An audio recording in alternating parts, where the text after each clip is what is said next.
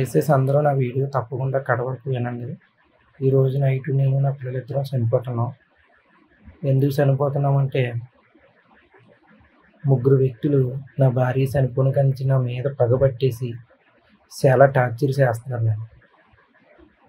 ఈ ముగ్గురులో ఇద్దరైతే నన్ను బండెట్టి గుడ్డెపోయి చంపిపోయి దారి కాసి ఎంత దారుణంగా అంటే అంత దారుణం.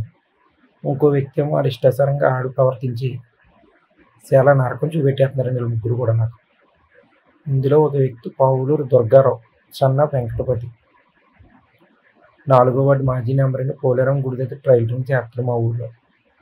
రెండో వ్యక్తి కొరుపురోలు తొలుపులు, మా యావుడి చిన్నాన్న. మూడో వ్యక్తి కొరుపురోలు శ్రీనివాస్, ఈ తలుపులు కొడుకండి. వీళ్ళ ముగ్గురు చాలా టార్చర్ పెడతారు నా భార్య చనిపోయిన నుంచి. నరకం చూపెట్టేస్తున్నారు.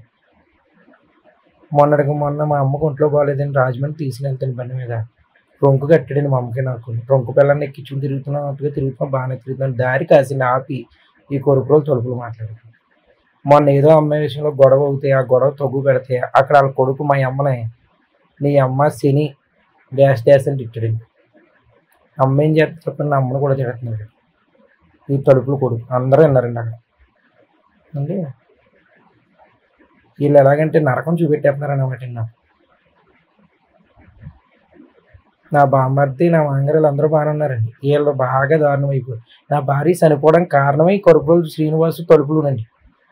వీళ్ళు చేసిన పనులు చేసి తిరిగి నా మీద కేసు ఎట్టి అన్యాయంగా నేను జైలు పంపి ఇవన్నీ చేసినా సరే నేను ఏదో బయటపడి నేను చేసుకుని నా బిడ్డలు ఇద్దరిని పెంచుకుని వస్తుంటే నన్ను బతికినెత్తలేదండి. వీళ్ళు ముగ్గురు కలిసి వెంకటపతి గారు, దుర్గారావు, ఈ కొరుపురోలు తలుపులు శ్రీనివాసు. ఇంకేళ్ళ బాధ వీళ్ళు టార్చర్ భరించలేక చచ్చిపోతున్నానండి ఇవాళ. నా బిడ్డలను వదిలేద్దునండి. మా అమ్మ నాన్న సూపర్ పెంచుతారు, నా ఎండగర్లు కట్టారు.